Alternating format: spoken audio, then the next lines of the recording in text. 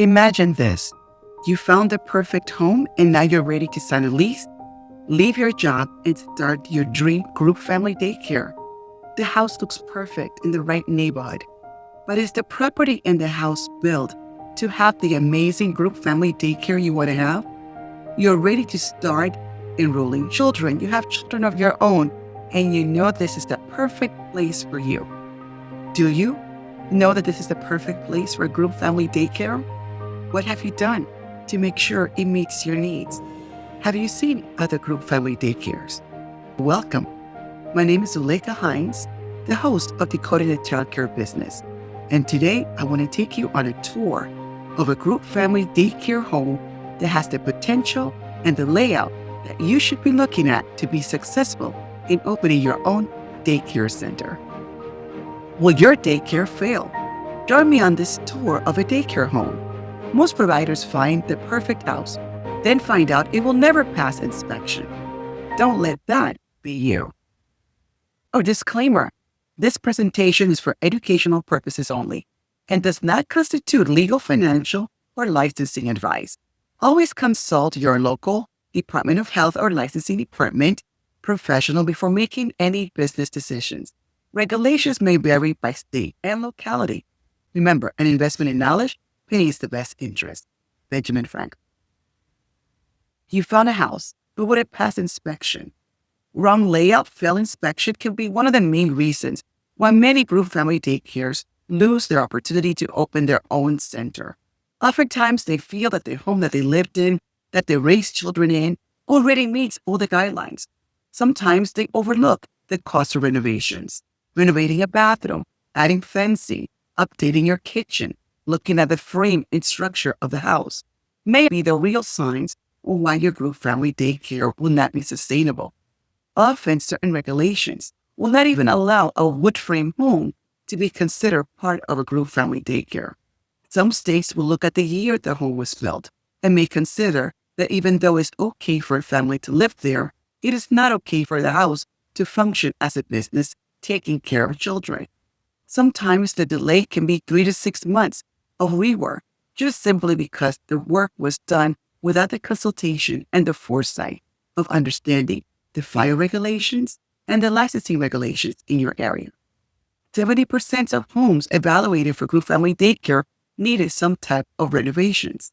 Do you have the budget and the funds in place to do the renovations that will be required for you to be profitable running a group family daycare? And let me tell you, folks, when you're taking care of children, you don't want to take any shortcuts. You don't want to go ahead and say, well, it's good for my family. It should be good for the families that I take care of. Because the requirement is not simply about the children in your own family nucleus. It's things like fire drills and emergencies. And these regulations are there to protect all the children and you as well. So we want to be certain that we have not only the right home, but we have the funds to make the necessary renovations that are required for us to run a successful group family daycare. Your state requires for group family daycare. In this particular scenario, we're going to use New York as a case study. New York, I found, has one of the strictest regulations in child care centers and group family daycares. Having built 2 schools in New Jersey and New York, I found that the regulations in New York City in particular were quite stringent and oftentimes were slight in the sense that many families would not have considered that to be a reason for failure, a particular point in structure, the way that the exit is viewed, or even how the frame of the house was built. Sometimes we feel that simply because the home is already suitable for living, that is suitable for business. It's not always the case. So all of these things need to be considered. I hope by you looking at a very stringent way in which a state considers group family daycare licensing, you can consider your own state, go into your own regulations, create a checklist, and ensure that you start from a place of success, not a place of rework, because rework is truly very expensive. In New York City, the indoor space requirement is 35 square feet per child, but oftentimes it's considered usable floor space. That's where a lot of group family daycares will consider that a little bit stringent, because they say, well, you said 35 square footage and did not consider that it's usable, that a crib or a table in the eyes of some licensing agencies, is not considered usable space. Kitchen separation from the main area where children engage and play and have access to roam and pull themselves up and walk oftentimes need to be gated. How is your kitchen separated from the main play area of the children? Secure fencing. And fencing is very expensive. Now, we're not talking about fencing that you could just put up and fall off. We're talking about fencing that can be permanent, that would allow for children to play safely in the outdoor area of your home. How secure is the fencing? Are there any holes? Is the fencing wired? Is the wire affixed to the ground? Can children easily find a hole within the fencing and be able to escape the secure area? You don't want that to happen. The outdoor space requirement oftentimes is 75 square feet, but this changes from state to state. That is why it's so important for you to know what state requires of your group family daycare. Like I shared with you, as I shared with you, the child care intelligence system will help you navigate these rules and requirements in every state. But as we built the tool for you, it's very important for you to ensure that your state requirement enables you to use the square footage available for outdoor space. Now, some states will allow you to use an outdoor area or a playground that is near your home. If you live in a dense populated area, some states will let you use the parks near you. However, that even changes from state to locality. Some states even are very specific if the park near you allows for children that are young, meaning is the equipment suitable for toddlers and preschoolers. Sometimes the equipment in a park is not suitable for preschools and toddlers, and therefore your state may find that the equipment may be dangerous for your age group. Does the park has an enclosed area where children can play away from older children? All of these things must be considered if you want to have the Department of Licensing consider a park near your home. Adequate bathrooms. Oftentimes in a group family daycare, it's desirable to have 2 or more bathrooms. The reason for this is they want to separate your family bathroom from the bathroom the children will be utilizing or even staff. So having more than one bathroom is important, as well as making sure that the bathroom is in a place that is accessible. Do you have to climb steps up or down to access the bathroom? Is it in the same floor in which the children are engaging? And what precautions or safety measures have you taken to make sure that the bathroom is suitable to be accessible by the children and the staff? Egress are your exits. And this is very peculiar because exits are not just 2 exits on the same wall, meaning at either end of the same wall. Some licensing department require the egresses to be at different points of the home. If you think about an L shape, they want the door to be on either side of the L. So on the long side and on the short side, they would love to see an exit. Some states will not consider that an issue. So you want to make sure that the egress is there because opening a wall is very expensive. You're talking about infrastructure. Now you may need an engineer, not just an architect. What does the engineer cost? What does the architect cost? Do you need to add additional beams of support to build the other wall? It's not just putting a door because the door needs to be supported. And if that wall is a wall that retains the house, meaning it holds the structure of the home, you're talking thousands and thousands of dollars, folks. So all of these things have to be considered. And that's why we're going to take a tour of a home that is already laid out for the purpose of a group family daycare. This case study, this is a single family house. This only has 1 story, ample windows, kitchen separation, bathroom count, and a fenced outdoor space. As I share this video with you, I want you to take a notebook and a pen and take close attention to where are the bathrooms located? How do we navigate the space? Where is the kitchen?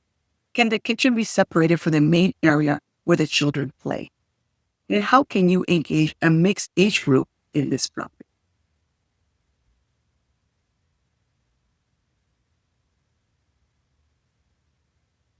Okay, so here we're going to go over the property and pay close attention to the way we enter the space, as well as the windows, kitchens, and bathrooms. Are you ready?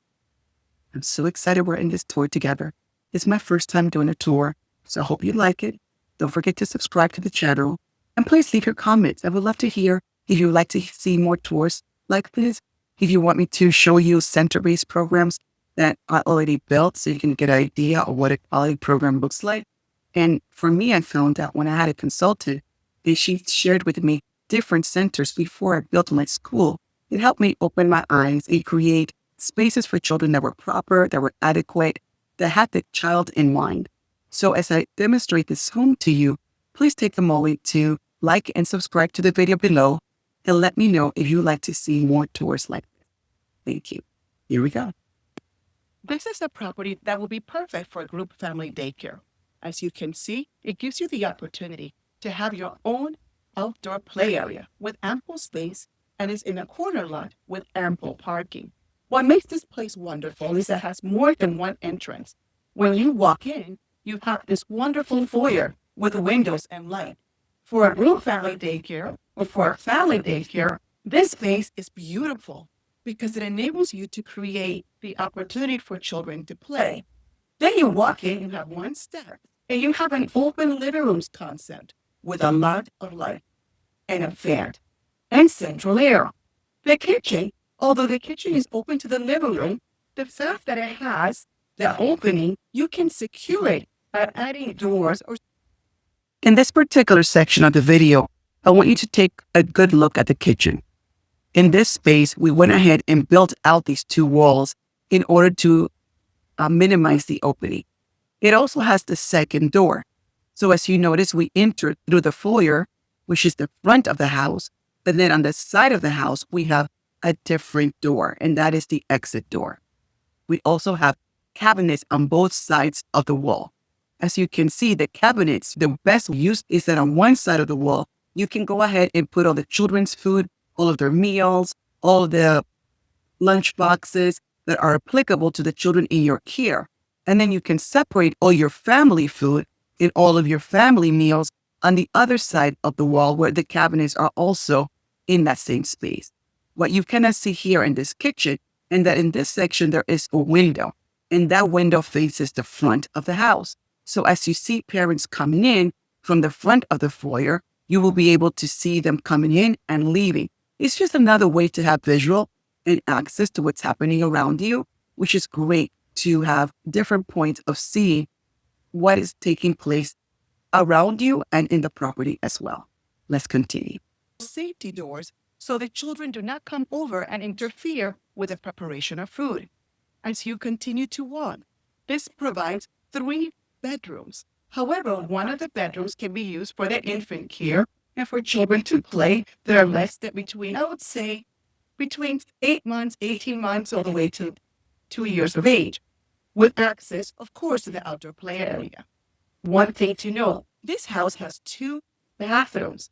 The one bathroom can be kept for the children or the staff or the parents that come in to pick up, while keeping the master suite bathroom private for the families.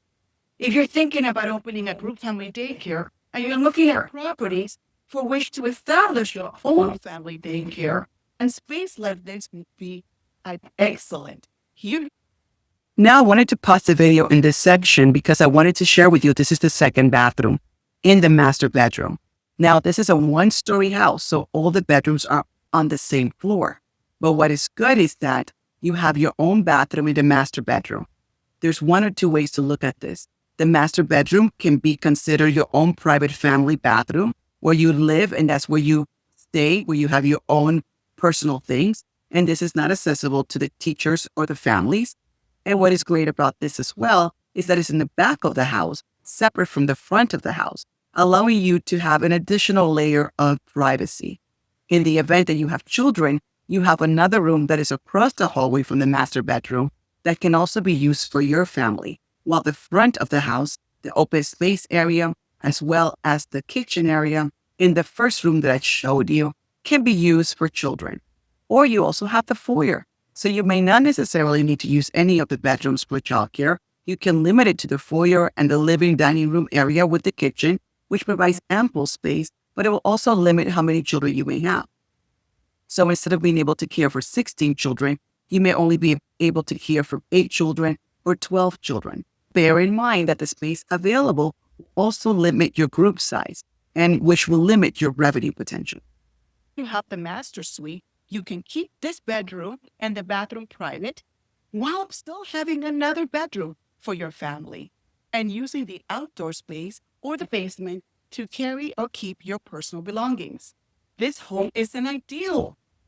So as you can see here, I'm going to go back 10 seconds. Let's see so I'm just going to move it up a little bit more for you. As you can see, this is looking at the space from the master bedroom. So you have here all this open space that you can allocate to children, while the bathroom is here. Now, this is the front bedroom that is adjacent to the kitchen. So what is great about this space is that you can actually put one of those gates that you can have between this bedroom and the open space. So if you have a teacher here, you can have another teacher in the space while someone else is in the other room. The other room can also be used for children sleeping or for cribs or for a quiet place. If you have toddlers and they take 2 naps, this is a great opportunity to be able to have the children in this space. Does that make sense? So now you have this open space area, all one level. You have this door here. Remember we talked about the foyer? The foyer is on the other side of this door. And what is good is you have all these windows. So you have windows here with blinds that look onto the foyer. So you can raise those windows and be able to interact with seeing what's happening in this side of the wall and what's happening on the other side of the wall. But what is great is when you close this door, you also are able to minimize the sound and the noise. So let's say it's a rainy area and you decided that on the opposite side of the wall is where you're going to have your older children, like your 2s and your 3s. You can have a table for manipulatives. You may have blocks or magnetic tiles, an easel. So the other space can allow for you to have a space for activities that are a little bit noisier and louder while closing the door and still having the space for more quieter area. You can have a puppet show in a library. You can have a circle time while having a kitchen here where you can actually gate off from the rest of the space. That's why when you look at a group family daycare property, this property provides you the advantage that you're able to have mixed different spaces for children used in different ways while still allocating a bedroom or 2 bedrooms with a bathroom for your family. If this home had a basement, which it doesn't, you can also turn the basement into a place for storage or family space to engage in activities. Let's say that your family wants to watch TV or you want to have an additional space for just you and your family. The basement in this particular case would be suitable for that. What this property has is a shed, and we'll go into our next video to really look at more critically the outdoors. Home is an ideal place for a group family daycare or a family daycare center. Well, you also have the opportunity to own your own home. I hope that by giving you a chance to look at one properties that's suitable for group family. As you can see in this section of the video, we looked at the front from the master bedroom. You can see here now, looking from the foyer to the back of the house, you have this door here for storage, which is great. You can use it for yourself or for the children's activities and materials, or to hold their coats and personal belongings when they come. Or you can use cubbies for that. Along this wall, you can put cubbies and the things that they bring from home. It could also be a place where parents pick up their information about the children. And by having cubbies, you eliminate having to put things on the wall. You also have this bathroom here that is allocated just for children. Cubbies can go against this wall here, or this is a great wall to put an easel and to use it for circle time because it gives you a space where children can engage and create a bookshelf. Now, there are great furniture like community playthings that allows you to continue to section off the space into centers. But for now, you can see how the layout is all one floor. You have the bathroom here. You have another closet here. This closet can be used for your own personal belongings. So you have a bedroom here, a bedroom across the hall that has a master bathroom. You have this closet that can be used for your personal belongings while keeping this closet for children or keeping the closet for your own personal belongings. When you do that, you will want to secure the locks so children are not able to easily open the closets. And that's something that the group family daycare inspector is going to look at. She's going to look, how are the doors secure? How are the bathrooms secure? How is access given to the kitchen? You're going to look at the outlets that you have on the walls and put child protective outlets there so that children cannot put their fingers and injure themselves In this particular case, we also have an outlet up on the wall. This is a great place to put a smart TV where you may want to show illustrations or you may have interactive activities, but the outlet is not accessible to children. So this is how you need to look at a property when you're looking at a house for a group family daycare. For group family daycare, it has provided you for an opportunity to know what will be suitable for you. What I like about the foyer is how the windows are low to the ground. It is important for children to look out the window because this is how they navigate their day. If they don't have access to the natural light and natural windows, how will they know how the sun rises and how the sun sets? How will they understand the rhythm of the day? It's great for them to wave their parents goodbye. I'm a big proponent for children to be able to see and look out in their environment. They were just here less than 2 years, less than 3 years. How do they get to experience the changes of the seasons, if there are seasons changes in your community? If you have fruit trees, how will they be able to experience how fruit trees grow on a tree if the outside is not continuously explored? Here you're able to see the foyer, the window that I shared with you to the outside, the wall that divides the inside from the outside. Here you can see the step to go up to the other side of the house from the foyer. And so it's 2 steps, this step and then another step. And by seeing these windows, the shades go down on either side. So if you wanted to have a quieter space, you're able to have it here. You still have this wonderful wall for circle time to put activities. Imagine seeing a sand table here or a water table, being able to take it right outside because the door is right there to take it outside. Imagine having a block area, a wonderful library shelf area where children can engage at their eye level. This section here is great to add pictures of themselves, pictures of their environment so they can connect the outside to the inside. The space allows for light, which is important for children's sense of wonder and sense of self. So when you look at a group family daycare, when you look at a house, it's not about looking about how big the house is. It's all about functionality. How is the space able to provide adequate supervision, adequate safety during a fire drill, and spaces to separate children as they're engaging throughout the day, especially if you have a mixed age group. So as we continue, I'm going to take you through another experience of engaging with children and how would that look like for you. So when we look at the study, case study, room by room evaluation, I hope you were able to take notes on how the foyer and the living room were divided. The kitchen separation, that was great to see, right? How the kitchen was separated. We actually closed in the walls and then you could put a fence there and that fence provide that barrier between the children's main area of engagement and space and interaction from the kitchen. We talked about the 2 bathrooms and how a bathroom can be a family-only bathroom and the other bathroom can be for children and for staff. And we talked about the dedicated infant bedroom. That infant bedroom, you can take the door off or you could put what is called a barrier, or you can leave the door perpetually open and still have the barrier there. So that way there's actual visual between, you can look at the classroom outside of the bedroom and inside, but it provides you a sense of quiet space if you need a place for infants or toddlers to rest from the ongoing activities that are happening throughout the day. The question will become, what would be your main door for parents to enter and to accommodate them in a way that it does not interfere with the children? It keeps them safe. What passes and what needs work? Your exact square footage. You need to understand the usable square footage that will determine how many children you can have in that space. What are the fire safety equipment? Where are your exit? How are your doors protected? How are your bathroom protected? How are children kept from entering the bathroom or having access to the toilet or having access to the bathtub?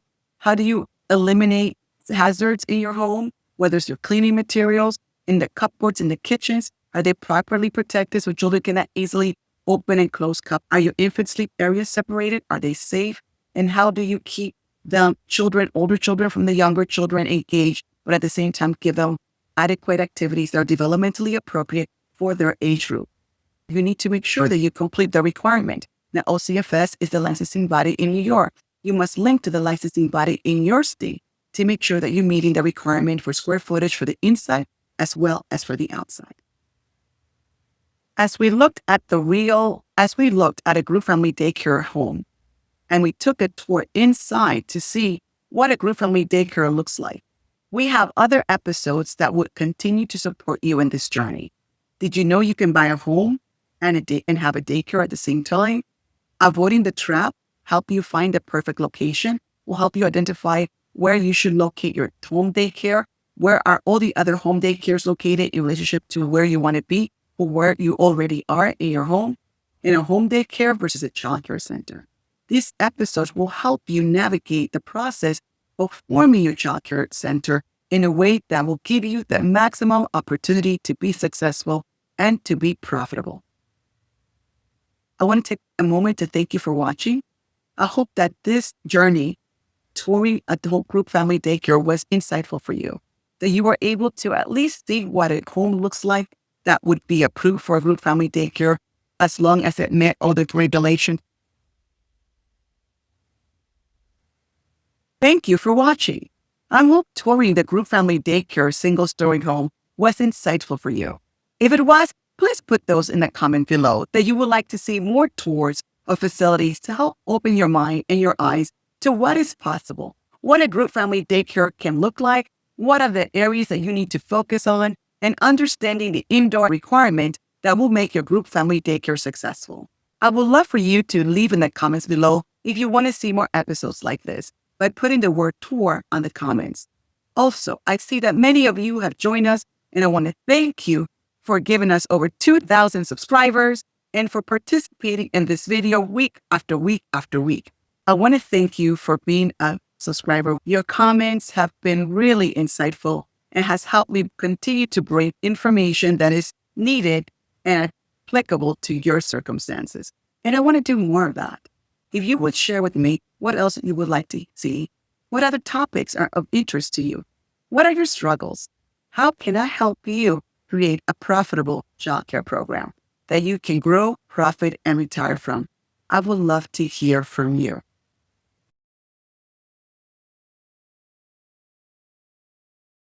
Thank you for helping us reach over 2,000 subscribers in such a short time. I could not have done that without your support and your comments. It is you that has made this channel possible and helped me see that there's definitely a need for this type of conversation for us. My name is Zuleika Hines, your host at Decoding the Childcare Business, and I cannot wait to meet you.